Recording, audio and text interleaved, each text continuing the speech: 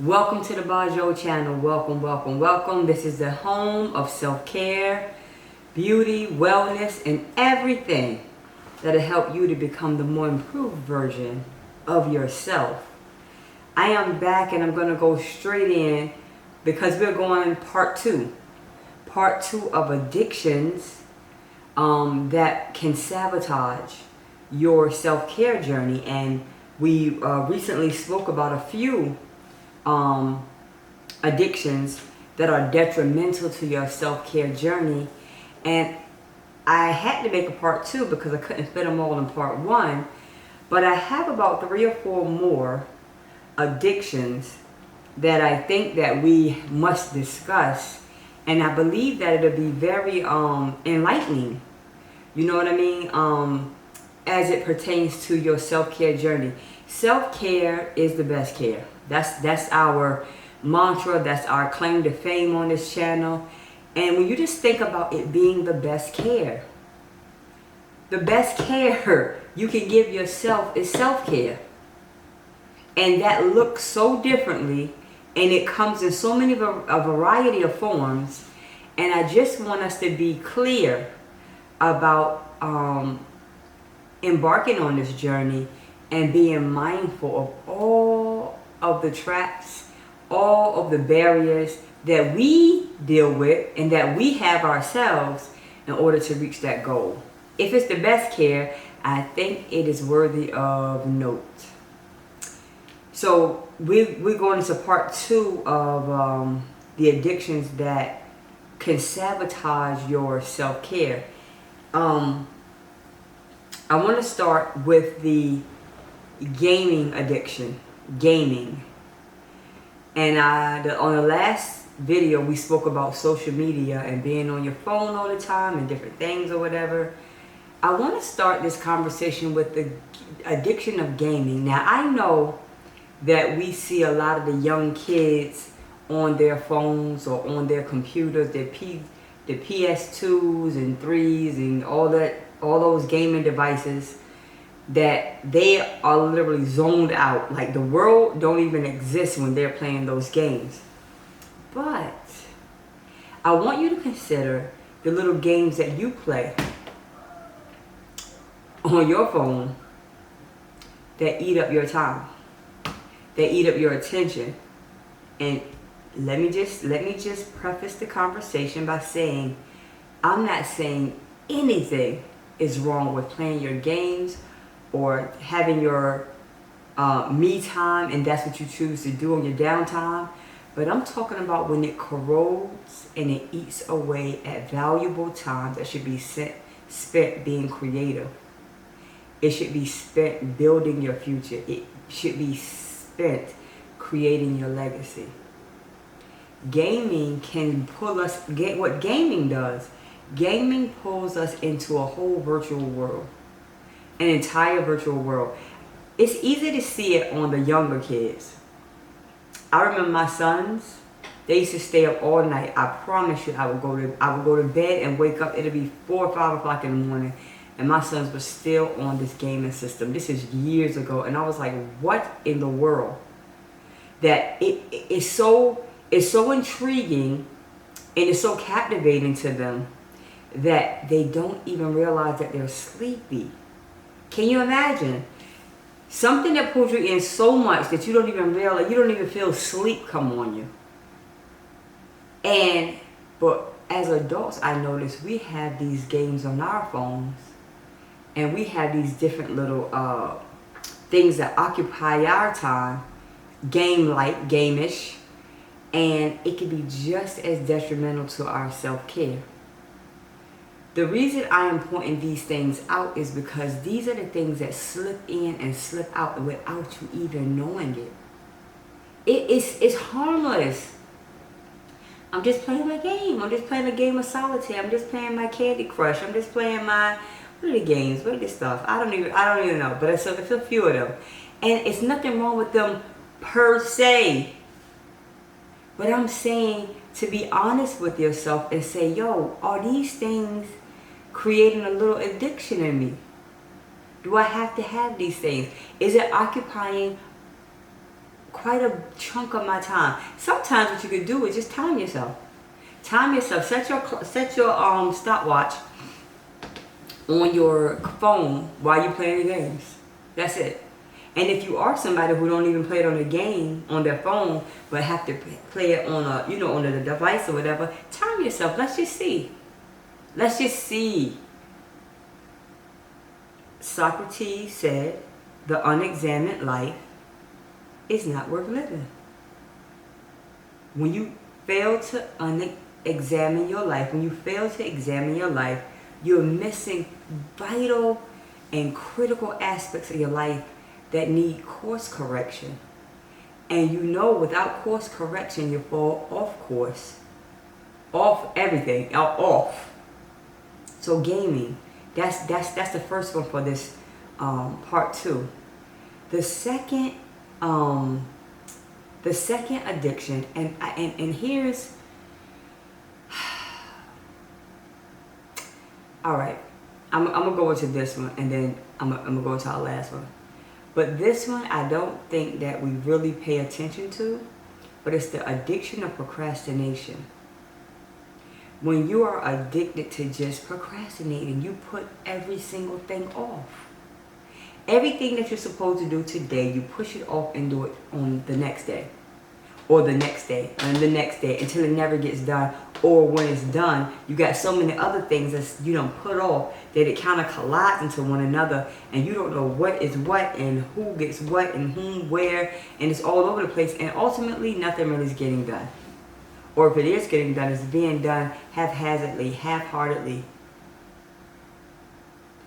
The addiction of procrastination can destroy your entire life, let alone your self-care journey. Procrastinating, there was a saying back in it, I don't know if they still say that, why put off today? Why put off for tomorrow what can be done today? I think that's what, yeah. Why put it off for tomorrow what can be done today? And procrastination can just happen. So many reasons are called procrastination. Just having a fear that maybe whatever you're endeavoring to do, it might fail. Those things cripple you. And they're like, I don't know if you guys remember double dutch, or if you play double dutch. It's like you turn the rope, you turn the rope, you turn the rope, and it's like a rock that you do a little bit before you get into the rope. You know what I mean? You gotta figure out, try to get in at the right time.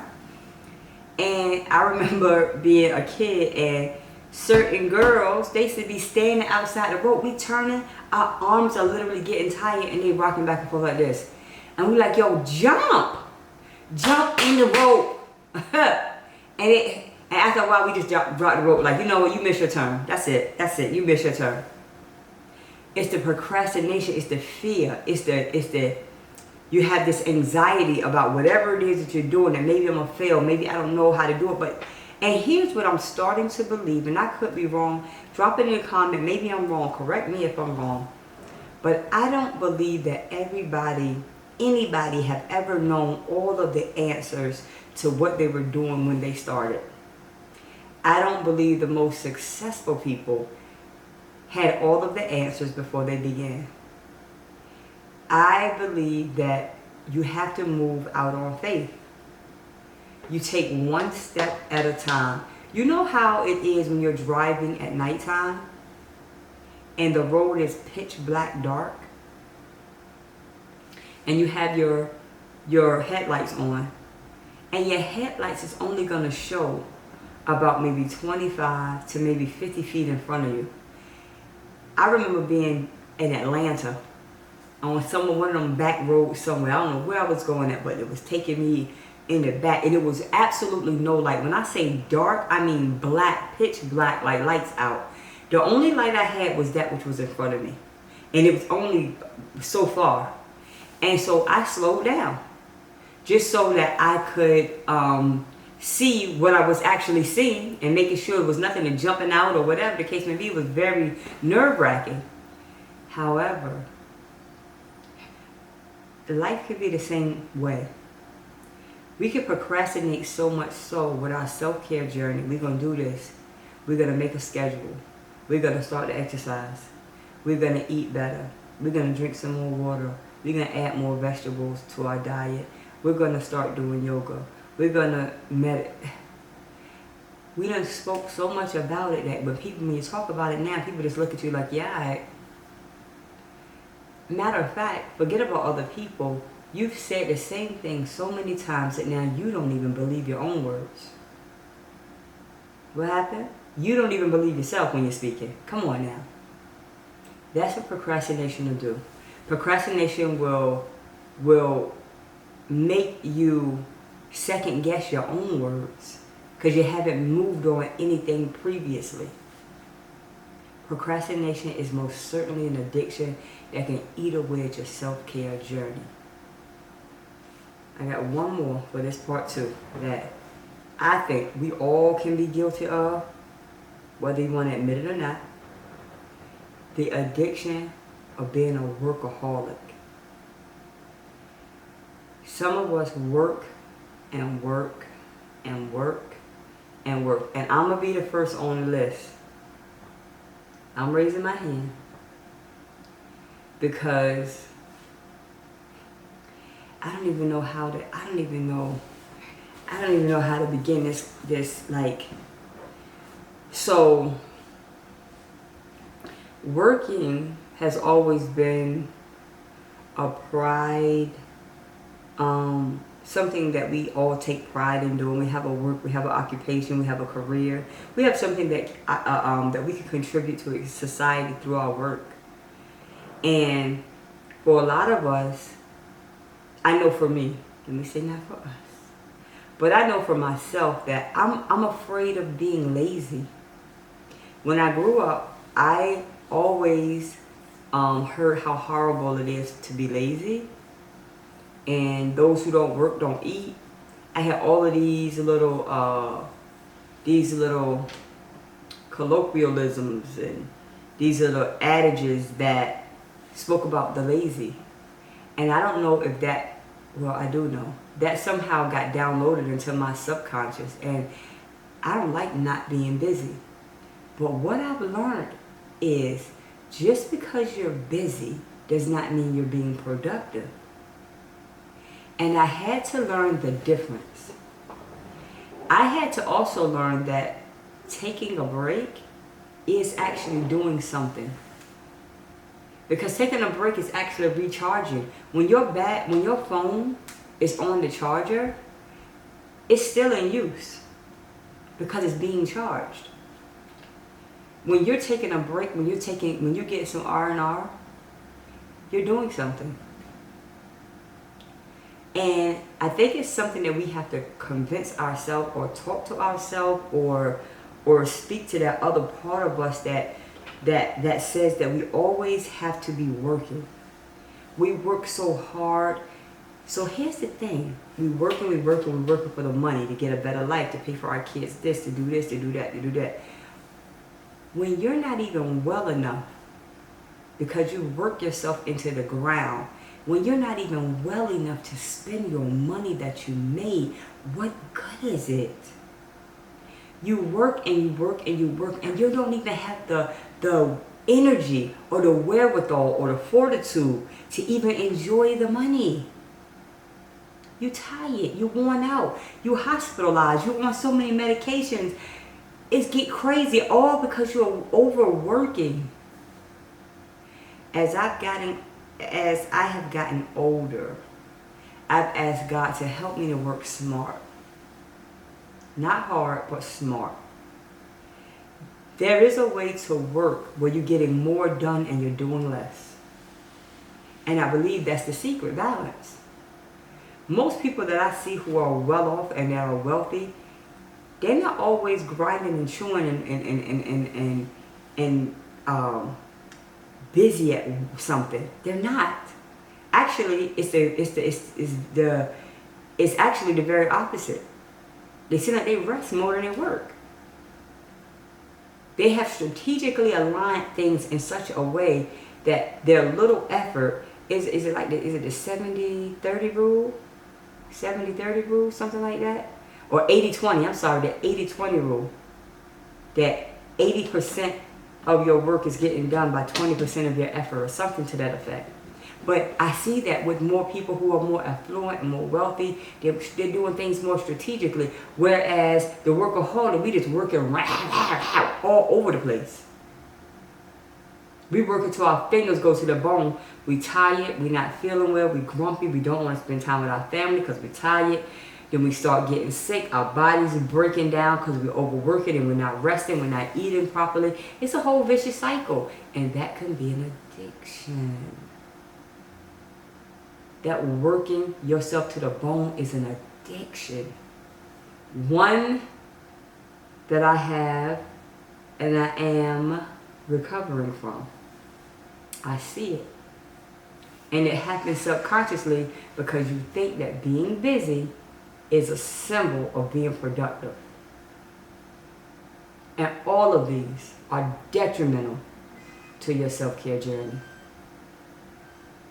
I want to thank you so very much for joining us again today. I'm going to wrap it up here with the addictions. This is part 2 of our addictions that can destroy and sabotage your self-care plan. I am grateful. I am grateful to share this this message today because it enlightens me too. I tell you, every time I'm here, it enlightens me too. I'm not exempt from any of this. Those words that you go out, it ricochet back to me and go inside of me as well. And I'm just grateful. I want to get better. I want to change. I want to get better. I want to elevate myself as I elevate you, as we elevate each other, actually. So thank you so much. This is the Bojoul channel, home of self-care and wellness and every and anything that'll help you to become the greatest version and the most powerful version and the most evolved version of yourself. Thank you so much for joining us, and remember that self-care is the best care. Later.